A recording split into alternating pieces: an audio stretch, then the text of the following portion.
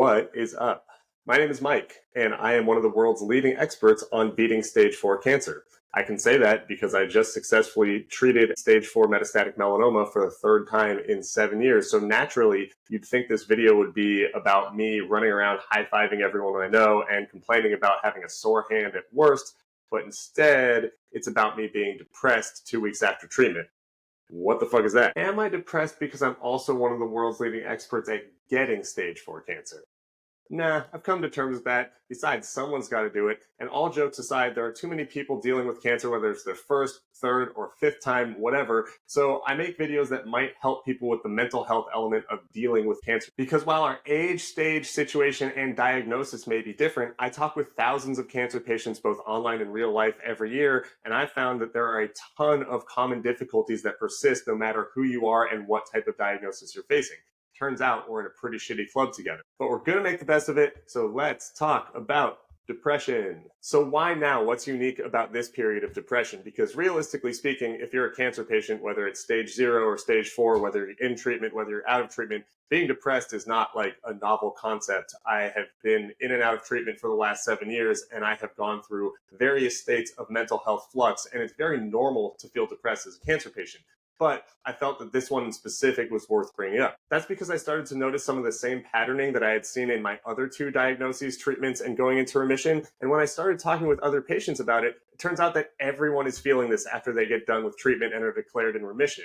In fact, you could call that survivor bias. God, that's fucking terrible. But anyway, it's a thing. And even though it's rational, I think it's better if we talk about it to explain why we go through this period of time when we should be outright elated. I never want to assume that people are keeping up with my vlog or remembering the details that I spit out while I'm sitting here in front of this piano. But in my video 2 weeks ago, I talked about how I shook my oncologist's hand. He declared me in remission. He was like, go live your life, young man. And I was like, let's do it. And in fact, the last year, even during treatment, has been pretty great for me. I got to play professional basketball in Costa Rica. I bought and started renovating a house. I bought a ring to propose to my girlfriend. My finances are okay. My body is otherwise, not decimated by going through treatment for the third time. All these things are amazing. So in getting a clean bill of health, you'd think that I would just be so stoked. You'd think that it's sunshine and roses for the rest of my life. In fact, the first time I beat cancer, I kind of assumed that's what it was going to be like. I thought I was going to feel invincible every single day. But eventually the shine wears off and you realize I still have to deal with being this human being, and my identity is nothing like it was when I started treatment a year ago, and that's a hard thing to come to terms with. I also want to reiterate that I know this is normal. I know this is going to be okay. Depression right now does not scare me or faze me. I probably should be a little depressed. I just had one of the worst, or maybe one of the 3 worst years of my life. There's no way in which, even though I did all these cool things, I would ever sign up for going through a year of taking pills every day and knowing that my life is at risk until someone says it's less at risk. And I know it's hard for me or anyone else who's gone through cancer to comprehend that your life is fundamentally different after you have this diagnosis. Whether you like it or not, whether you're optimistic or pessimistic, there are things about your health and your long-term outlook on life that have radically changed. So that is built into this. It's just the timing after remission. That's the part that's confusing to patients because, again, you should be celebrating doing one of the hardest things that you've ever had to do in your life. You accomplished the goal. And so to feel let down afterwards is a bit misplaced. Or is it? Depression is different for everyone. There is no dictionary definition that would be slapped onto someone, and you don't get to just declare depression Michael Scott style. In fact, it would be kind of ridiculous for me to go to my therapist right now and ask if I'm depressed. I know I'm depressed. I know what the symptoms of me being depressed are. I sleep more. I'm a little messier. I eat a little worse. I work out a little bit less. I am less motivated to do things on a day-to-day basis. It's not about the fundamentals of my depression, which again, that'll look different than you if you're depressed. We might have different ways of expressing it. But what I want to understand is, how can I get through this? How can I be proactive in treating this as best as possible? Because even if it's normal, we can aspire to get out of it quicker. I don't want to be stuck for this long. And in fact, part of the depression is that I am stuck. It's this circular thing that happens after going through cancer treatment. Because like I just said, you did the hard thing, if not the hardest thing you've ever had to do. I know for me, cancer is the worst thing that's ever happened to me all 3 times. And while I don't doubt that there are people who have gone through worse things, I don't envy those people at all. And I don't think that's necessarily normal. I think that for most people, cancer is the most jarring experience you will have. And I know that as soon as I've heard you have cancer, I've immediately gone to a fight or flight period that has not ended until I've been done with treatment and in remission. Again, going to be different for everyone else, but I've heard the same thing from most people that I've talked to, and you're not supposed to be in fight or flight for that long. So as soon as you get done with treatment and into remission, instead of going for this hockey stick of joy and rebuilding your life, I've found that your body just does this whole big sigh thing. Your brain and your central nervous system need to relax after being in fight or flight for so long. And that big sigh, that moment of like pause that you have after remission, gives you the opportunity as a person to size up your life and kind of think about what you went through and go, holy shit, did that actually just happen? Which then again, it perpetuates the need to rest because you go, man, I just experienced way too much to get going again. And another weird thing that happens is it trivializes other normal human experiences, which is really, really shitty, but it's just kind of what happens in cancer. I know, and my girlfriend is going to roll her eyes as soon as she sees me start to talk about this.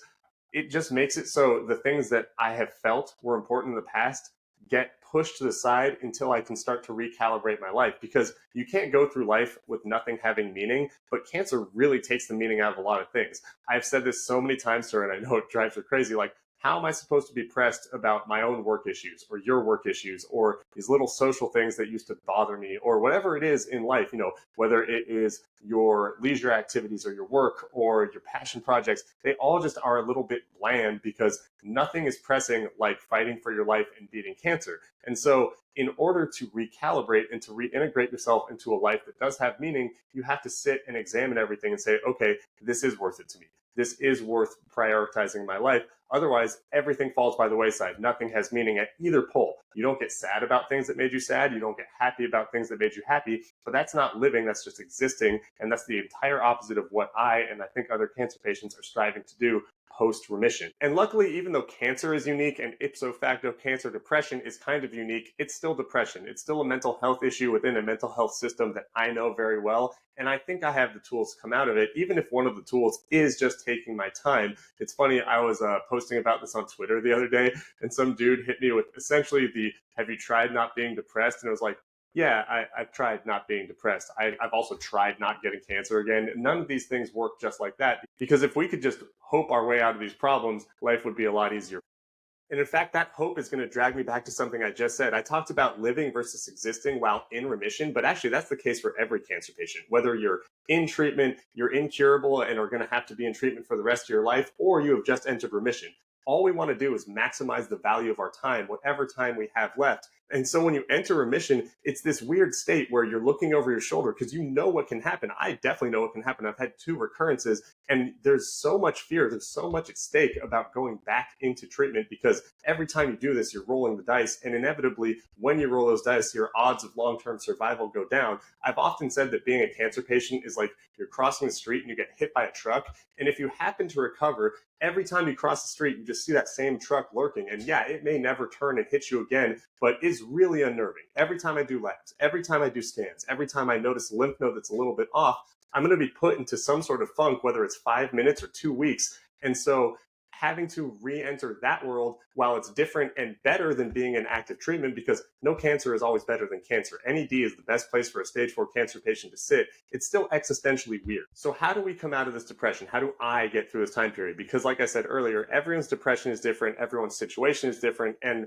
I don't want you to think that these are prescriptive, but I do hope that maybe if you're stuck too, you can take something away from what I'm about to say.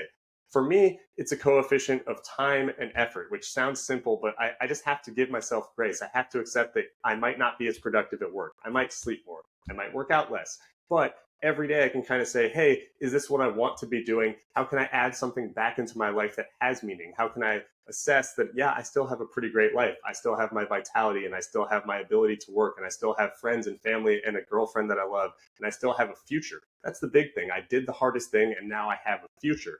And if I sit in front of a camera and I say it over and over and over and over, maybe it'll stick. So maybe I'll do more of that. And in fact, making this video is representative of one of the things that can help get me unstuck, because I know that moving forward, I want to help myself. I want to help other patients. I want to be the best cancer patient advocate I can be. And I hadn't posted in a couple of weeks, and just in front of a camera, getting this off my chest is very cathartic. I say this every time I make a video. While this is supposed to be somewhat informational and somewhat of a live journal, it's also therapy for me. This is how I help myself. And if you find yourself stuck, if you're going through cancer or you're going through treatment, or if congratulations, you just made it to remission like I did, I think it's important to understand and look at the things in your life that bring you this joy, that allow you to find a little bit of color when everything's gone gray. And I don't want to over dramatize things. Like I said, my life is pretty awesome at the moment. I know that any second I'm going to snap out of it and say, oh shit, I'm in remission. I have my time. I have my ability to live rather than exist. But for now, I think it's important to acknowledge where I am and not hide from it, because the longer you do that, the worse it's going to get too. So if you're going through it, or if you know someone who's going through it, it's okay. It's pretty normal. And the hope and the likelihood is that you're going to get out of it. And I just hope that if you're watching this, well, one, if you're watching this, thank you for taking the time to do so. But if you're watching this and you're depressed with me, we're going to be all right. See, it usually works out. That's the best I can guarantee. It usually works out. But anyway, thank you for watching. I'm going to cut this one off here because, again, I'm getting into ramble mode. But I'm less depressed than I was like an hour ago. So I'll talk to you soon. Bye.